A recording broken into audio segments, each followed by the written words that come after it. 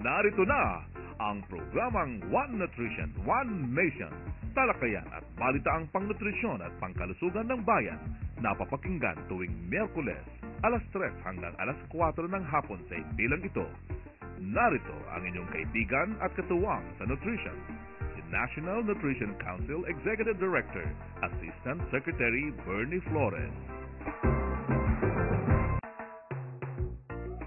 Isang masaya at masustansyang Miyerkules ng hapon sa lahat ng mga listener ng One Nutrition, One Nation mula Luzon, Visayas at Mindanao. Ako po si Asek Bernie Flores mula sa tanggapan ng National Nutrition Council ng Department of Health sa Taguig City. Aba, nakaka-4 na episode na pala tayo sa ating bagong programang One Nutrition, One Nation. Sana ay dumadami din ang ating mga tagapakinig dahil marami tayong nasishare na mahalagang impormasyon tungkol sa wastong nutrisyon.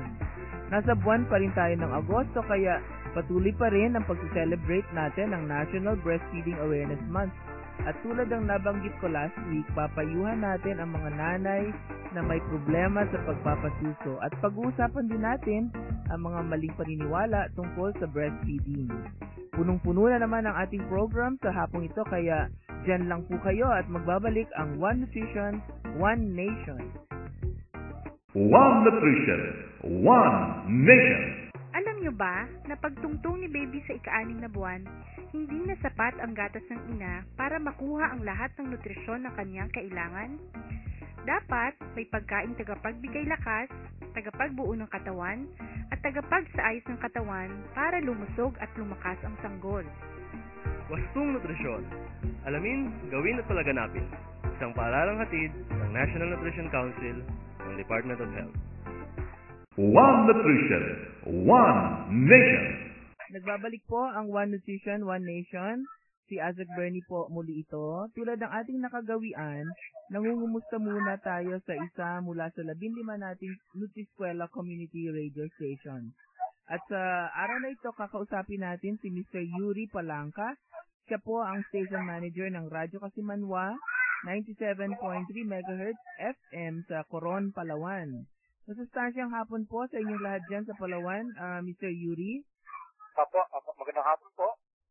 At kumusta rin po kay Dr. Erlinda Ganapin, ang Pangulo ng Palawan State University at ang partner natin na Bintuan Progressive Multipurpose Cooperative na pinangungunahan naman ni Mr. Alfonso Balani Jr. Apo, salamat po. Opo, kumusta naman po ang operation sa Radyo Kasimanwa? Ayos naman po, medyo palakas na po ng palakas, pati yung mga nakikinig, padami na ho ng padami.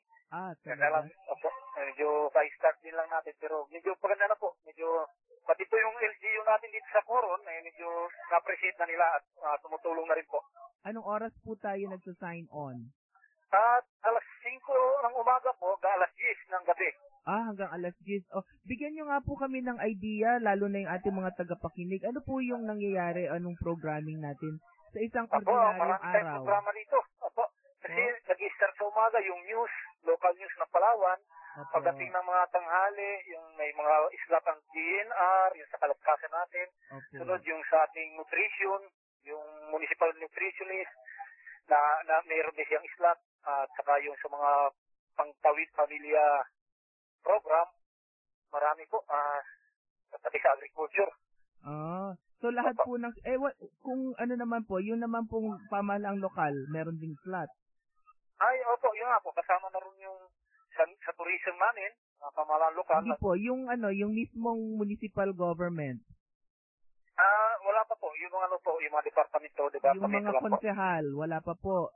Meron po mga pagbati lang sa mga konsehal, wala pa silang yung po mga barangay captain, meron naman. Wala pa po, hindi pa. Meron na po, napalanawan na ng council, bigyan din ng isang slot doon para sa barangayan naman, barangay. Barangayan. Apa. Oo. Saan po ba mga munisipyo nakakarating ang Radyo Kasimanwa? Malawak na rin, medyo, kasi pala tayo, nasa 120 watts, kaya hindi pa makarating sa kabilang munisipyo.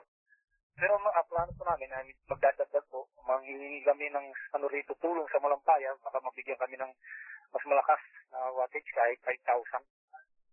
Pero alam nyo, merong nakakarating sa amin ng Nara, Palawan. Oo, hindi ba nakakarating doon ang Radyo Kasimanwa pati sa sa Busuanga nakakarating po. Ayan, medyo hindi pa masyadong perfect kasi paupisan pa lang natin. Medyo sa mga barangay dito sa buong Coron nakakarating na po. Okay. Tsaka na rin po, medyo malaking bagay po dahil makatulong sa mga disaster preparedness, lahat. Marami na po nakikinig dito. At paano nyo naman nahihikayat na makinig sa inyong mga programa sa istasyon? Yung nga po, yung mga request nila nung una, mga bataan, nagre-request, babatiin sila. So, nakikwento-kwentuhan na sila. Kaya hanggang ngayon, pati mga matatanda, yung mga senior citizen, nakikinig na dahil meron pong slot din yung senior citizen din sa programa natin. Plus every Sunday, nakahook po yung live mass po dito sa Coron. Okay. Di ba ang istasyon ninyo nandyan lang sa tapat ng simbahan? Opo. Kaya nai-air namin yung live na misa tuwing Sunday morning. Pakikumusta na rin po si Father. Ang parish priest. Oo. Opo. Sige. So, mabuti naman po at lumalakas ang Radyo Kasimanwa sa Coron, Palawan. Opo. Oo, maraming salamat po. Papalakasin po natin. Maraming salamat po sa pagkakataong ito. Maiksi lamang na panayam sa inyo. Sa susunod po ay dadagdagan natin, hahabaan natin para mas marami tayong mailahad sa ating mga listener. Opo, maraming salamat po, Station Manager Yuri Palangka. Kumusta na lang po sa lahat ng bumubuo ng Radyo Kasimanwa mula dito sa One Nutrition, One Nation. Okay, maraming salamat po. Magbabalik ang One Nutrition, One Nation. One Nutrition, One Nation. Alam nyo ba na ang gatas ng ina lamang ang kailangan ni baby mula pagkasilang hanggang 6 na buwan? Lahat ng nanay ay kaya mag-produce ng gatas at mag-breastfeed ng kanyang baby. Kailangan ay alam niya kung papaano ang tamang pagpapasuso, gusto niya magpasuso at tiwala siyang kaya niyang pasusuhin ang kanyang sanggol. Wastong Nutrisyon. Alamin, gawin at palaganapin. Isang paaralang hatid ng National Nutrition Council ng Department of One Nutrition, One Nation. Patuloy ang talakayan natin sa nutrisyon dito sa One Nutrition, One Nation. Sa mga nanay nating listener na may problema sa pagpapasuso sa kanilang anak, eto at pag-uusapan natin ngayon ang mga solusyon. At para dyan, kasama natin ngayong hapon ang isa sa mga nutritionist dietitians ng National Nutrition Council na expert na sa breastfeeding. At siya ay walang iba kundi si Miss Maria Katrina Antonio Demetrio, ang Nutrition Officer 2 ng Nutrition Information and Education Division. Siya ay may 2 anak at pareho niya silang napasuso ng eksklusibo for 6 months and beyond, kahit na siya ay nagtatrabaho sa National Nutrition Council. Masustansyang hapon, Miss Kate, and welcome dito sa One Nutrition, One Nation. Magandang hapon din po, Ma'am Bernie, at saka sa lahat po ng nakikinig ng One Nutrition, One Nation. Kinabahan naman po ako sa expert na mga... Oo naman, pagka nagkadalawang baby ka na at pareho ay napasuso mo ng eksklusibo, hindi lamang for 6 months, kundi lampas pa, at sila ay pinapasuso mo galing sa iyong dibdib kahit na ikaw ay nagbalik trabaho na sa National Nutrition Council ay sa aking book, yan ay isang expert. So, masustansyang hapon ulit, Miss Kate, at itong hapon ay pag-uusapan naman natin yung mga ordinary ngunit parang sa mga nanay na first time na, lalo na dun sa mga nanay na first time magpapasuso, parang insurmountable odds or problems. So, ano-ano ba itong mga kadalasang problem ng nagpapasusong ina? At siguro drawing from your personal experience, paano nasusolusyonan or masusolusyonan yung mga problemang ito? Ang unang-una po, ma'am, base na rin po sa mga nutrition survey at base na rin po sa my experience at sa mga nanay na na-encounter ko po. Usually, ang kanilang problema ay yung kakulangan sa gatas or minsan maririnig mo pa na wala talaga akong gatas. Yun yung una mong maririnig sa kanila. So, usually yung nagiging address namin doon or kunwari may nagtanong paano walang gatas, tinatanong namin muna kung gaano ba niya kadalas pinapasuso yung baby niya. Okay. Tapos minsan malalaman mo na Kasi may binibigay na palang ibang gatas. Kaya talagang maapektuhan yung kanyang milk supply. Okay, pero sa simula, halimbawa, Opo. valid ba yung sabihin nila na kulang o wala siya ng gatas? Valid ba yon? Ibig sabihin, normal ba yon na meron ba yung situation na talagang wala naman talaga ng gatas or kulang talaga yung gatas? Very rare po, ma'am, no, magkaroon ng sitwasyon o may nanay na talagang walang lalabas na gatas. Kasi lahat po ng ina may kapasidad na magpasuso. Maliban lamang po sa mga unting-unting pagkakataon, mga health reasons para hindi ito makapagpasuso. Gaya ng galactosemia or yung hindi pwedeng ma-digest yung galactose sa bata. Yung sugar ng yes, milk. ng milk po. Tapos yung mga kondisyon na like sa sakit sa puso or heart failure, mga serious na kidney problems, at saka yung mga liver and drug disease. At kung may iniinom siyang mga gamot. Na talagang hindi pwede, lalo pag nagpasuso. At meron din kasi mga gamot na talagang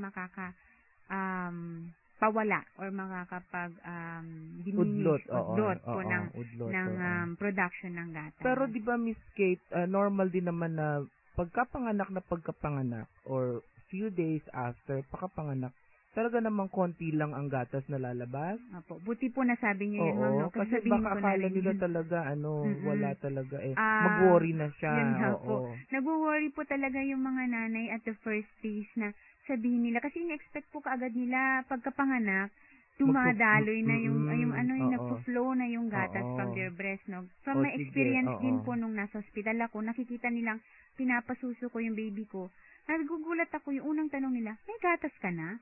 Yung, kaya parang, ang nagtanong sa'yo, taga-hospital, worker? Mga nanay din po mga nakasama nanay, ko. Kaya sabi ko parang, paano nila naisip na wala silang gatas? Kasi yan nga po siguro, wala silang nakikitang dumadaloy na gatas. Gusto ko lang pong i-emphasize i-emphasize natin sa mga, lalo na sa mga nanay na nakikinig. Lalong-lalo na sa mga magnganganak pa lang po, no? Yung mga unang araw po, lalo na yung first 3 to 5 days,